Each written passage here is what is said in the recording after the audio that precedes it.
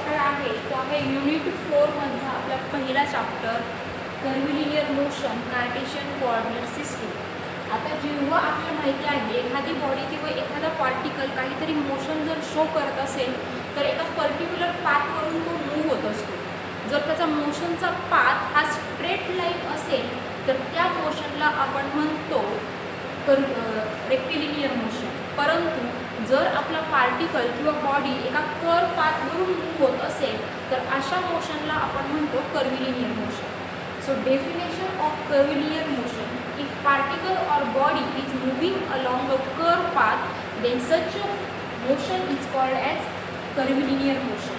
जेव्हा आपल्याला कर्व्हिलिनियरची numerical solve करायचे असतात त्यावेळेस आपण वेगवेगळ्या कोऑर्डिनेट सिस्टीम यूज करतो। त्यातली जी पहिली कोऑर्डिनेट सिस्टीम आहे ती आहे कार्टेशियन कोऑर्डिनेट सिस्टीम। दुसरी जी सिस्टीम आहे ती आहे normal and tangential coordinate system किंवा त्याला तुम्ही पाथ सिस्टीम असंही म्हणू शकता। या चॅप्टरचा पुढचा जो चॅप्टर आहे पाथ कोऑर्डिनेट्स तो आहे आपला नॉर्मल आणि टँजेन्शियल कोऑर्डिनेट सिस्टीमचा। अशा प्रकारे तुमच्या सिलेबसमध्ये तुम्हाला दोन कोऑर्डिनेट सिस्टीमचा स्टडी करायचा आहे, रेक्टिलिनियरमध्ये कार्टेशियन कोऑर्डिनेट सिस्टीम आणि पाथ व्हेरिएबल्स किंवा पाथ कोऑर्डिनेट्स तो आपला पुढचा चॅप्टर आहे। आता जे कार्टेशियन कोऑर्डिनेट सिस्टीम आहे यालाच तुम्ही रेक्टँग्युलर कंपोनंट्स असंही म्हणू शकता।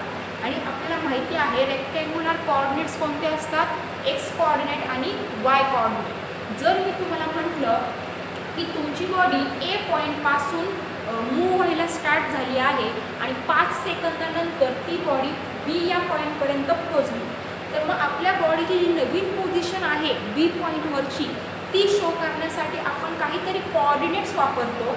आणि जर ते कोऑर्डिनेट्स एक्स आणि वाय कोऑर्डिनेट्स असतील, एक्स आणि वायचा यूज करून आपण आपल्या बॉडीची किंवा पार्टिकलची पोझिशन शो केली तर त्या कंडिशनला म्हणायचं कार्टेशियन कोऑर्डिनेट सिस्टीम। यालाच तुम्ही रेक्टँग्युलर कोऑर्डिनेट सिस्टीम असंही म्हणू शकता। इमॅजिन करा एखादा असा पाथ आहे जो आपल्या बॉडीने फॉलो केला आहे। आपल्या बॉडीची इनिशियल पोझिशन जी होती ती होती ए आणि आपली बॉडी बी पॉईंटपर्यंत पोहोचली, त्या बॉडीची जी फायनल पोझिशन आहे ती आहे बी। सपोज तुमची बॉडी ए पॉईंटपासून 0 सेकंद असताना निघाली आणि 5 सेकंदानंतर पॉईंट बी वरती पोहोचली आहे। म्हणजे तुमचा T1 झाला इनिशियल स्पीड आणि T2 झाला तुमचा फायनल स्पीड। ए झाला तुमची इनिशियल पोझिशन, बी झाली तुमची फायनल पोझिशन। आता जर तुम्हाला मी सांगितलं किंवा विचारलं ए पासून बी पर्यंत जाताना तुमच्या बॉडीची व्हेलॉसिटी किती असेल, तुमच्या बॉडीचं ॲक्सेलरेशन किती असेल, तुमच्या बॉडीने किती डिस्टन्स क्रॉस केला आहे, जर या गोष्टी मी तुम्हाला फाइंड आउट करायला सांगितल्या तर ते सगळे न्यूमेरिकल असणार आहे तुमचे कर्व्हिलिनियर मोशनच्या चॅप्टरमध्ये। ओके, आता याच्यामध्ये पहा कार्टेशियन कोऑर्डिनेट सिस्टीम नेमकी कशी वापरतो। सपोज जर आपण एक्स वाय कोऑर्डिनेटचा यूज केला आणि एखाद्या बॉडीचा पाथ ट्रेस केला, सपोज त्या बॉडीची फायनल पोझिशन आहे बी आणि बी जी पोझिशन आहे ती आपण जर एक्स वाय कोऑर्डिनेटनी शो केली तर त्या मेथडला म्हणायचं कार्टेशियन कोऑर्डिनेट सिस्टीम। याच्यामध्ये हे जे हॉरिझॉन्टल ॲक्सिस डिस्टन्स असणार आहे ते असणार आहे तुमचं एक्स डिस्टन्स आणि हे जे व्हर्टिकल डिस्टन्स असणार आहे तुमचं वाय डिस्टन्स। आता नेमकं या केसमध्ये होतं काय पहा, जेव्हा तुमची बॉडी एखाद्या कर्व पाथवरून मूव्ह होत असते त्यावेळेस नेहमी लक्षात ठेवायचं आपल्या बॉडीची टोटल जी व्हेलॉसिटी असते ती नेहमी तुमच्या पाथला टँजेन्शियल असते। टँजेन्शियल म्हणजे कशी, जर तुमचा पाथ असा कर्व असेल तर याला बरोबर अशी टँजंट ड्रॉ करायचा आणि या ठिकाणी तुमची व्हेलॉसिटी नेहमी काय होत असते, ॲक्ट होत असते। तुमच्या बॉडीच्या व्हेलॉसिटीचं जे फोर्स मॅग्नेट्यूड आणि डायरेक्शन आहे ते अशा प्रकारे होत असतं जर तुमच्या बॉडीची डायरेक्शन मूव्ह होण्याची ही असेल आणि तुमच्या व्हेलॉसिटीच्या जी अपोजिट डायरेक्शन असते त्या ठिकाणी नेहमी तुमच्या बॉडीचं ॲक्सेलरेशन ॲक्ट होत असतं। ओके, व्हेलॉसिटी नेहमी तुमच्या पाथला टँजेन्शियल असते आणि ॲक्सेलरेशन कसं असतं, नॉर्मल असतं. नॉर्मल म्हणजे ते अशा प्रकारे शो करायचं, व्हेलॉसिटीला 90 डिग्रीमध्ये आणि व्हेलॉसिटी तुमच्या पाथला कशी आहे, टँजेन्शियल आहे. ओके, अशा प्रकारे या मेथडला म्हणायचं कार्टेशियन कोऑर्डिनेट सिस्टीम. आता या सिस्टीममध्ये, कार्टेशियन कोऑर्डिनेट सिस्टीममध्ये तुम्हाला एक्झामला बॉडीची पोझिशनचं एखादं इक्वेशन दिलेलं असतं आणि ॲक्सेलरेशन किंवा व्हेलॉसिटी किती असेल ते विचारलेलं असतं. किंवा कधी कधी मग काय होतं की तुम्हाला ॲक्सेलरेशन दिलेलं असतं आणि व्हेलॉसिटी फाइंड आउट करायला सांगतात. मग त्यासाठी नेहमी लक्षात ठेवायचं, आपल्या बॉडीचं जी पोझिशन आहे ती पोझिशन जर पर्टिक्युलर माहीत नसेल तर पोझिशन शो करण्यासाठी पोझिशन व्हेक्टरचा यूज केला जातो आणि तो आपण रिप्रेझेंट करतो आर बारने. आर बारला म्हणायचं पोझिशन वेक्टर आणि ते पोझिशन वेक्टर अशा प्रकारे लिहिलं जातं. याच्यामध्ये आय आणि हे जे हे आहे तुमचे युनिट वेक्टर. आय आहे युनिट वेक्टर, जे आहे युनिट वेक्टर. आय काय आहे, unit vector in x direction, जे आहे unit vector in y direction. तुमच्या बॉडीची पोझिशन वाय ॲक्सिस पासून म्हणजे हॉरिझॉन्टल डायरेक्शनने किती आहे ते शो करण्यासाठी आपण एक्स वाय वापरतो आणि व्हर्टिकल कशी आहे ती शो करण्यासाठी वाय जे वापरतो. हा टोटल जो आहे याला आपण म्हणतो पोझिशन वेक्टर.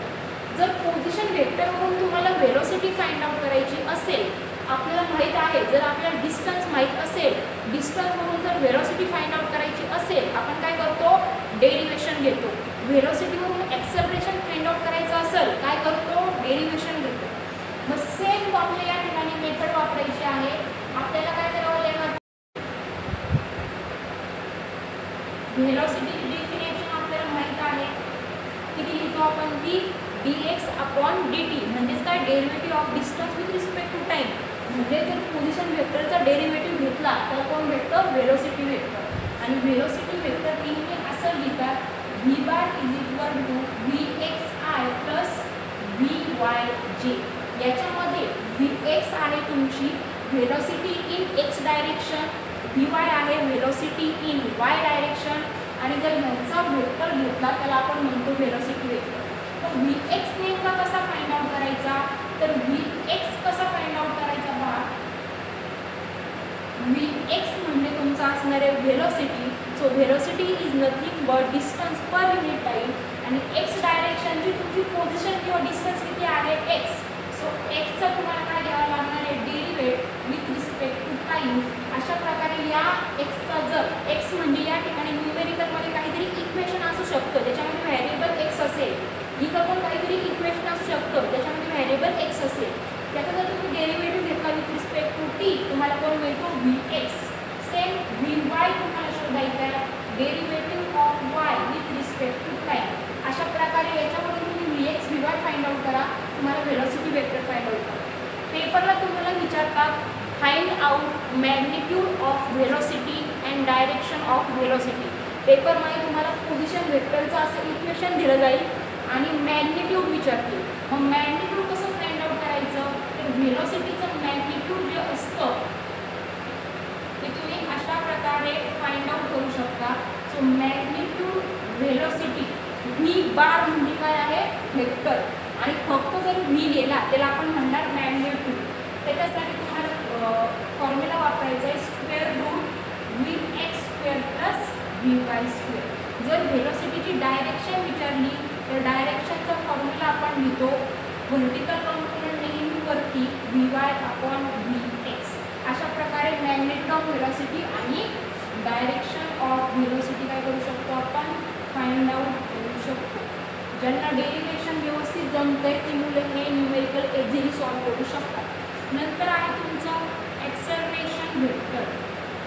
ॲक्सेलरेशन काय असतं, acceleration is a derivation of velocity with respect to time. म्हणजे याचा जर तुम्ही डेरिव्हेशन घेतलं अगेन तुम्हाला कोण मिळणार आहे, acceleration. So acceleration vector is represented as ax into I plus ay into जे. ओके, याच्यामध्ये ax कसा फाइंड आउट करणार, derivative of velocity in x direction म्हणजे vx. या ठिकाणी तुम्हाला जे इक्वेशन मिळणार आहे vxचं ते तुम्हाला इथं घ्यायचं. सो dvx अपॉन dt आणि derivative of v y with respect to time. Again जर तुम्हाला magnitude of acceleration find out करायचं असेल तर मॅग्निट्यूड कसं फाइंड आउट करणार, स्क्वेअर रूटमध्ये ax² प्लस ay². जर तुम्हाला ॲक्सलरेशनची डायरेक्शन फाइंड आउट करायची असेल, डायरेक्शन कशी फाइंड आउट करू शकतो आपण, tan inverse of ay divide by ax. अशा प्रकारे आपण ॲक्सलरेशन रिलेटेड सगळ्या काही अननोन कॉन्सेप्ट काय करू शकतो, फाइंड आउट करू शकतो. आणि या चॅप्टरमध्ये तुम्हाला एवढेच फक्त फॉर्म्युले पाहायला मिळतील. याच्यामध्ये तुम्हाला एकही फॉर्म्युला पाहायला मिळणार नाही. तुम्हाला फक्त Vx फाइंड आउट करता आला पाहिजे, Vy फाइंड आउट करता आला पाहिजे, Ax फाइंड आउट करता आला पाहिजे आणि Ay फाइंड आउट करता आला पाहिजे. बाकी गोष्टी तुम्ही इझिली करू शकता.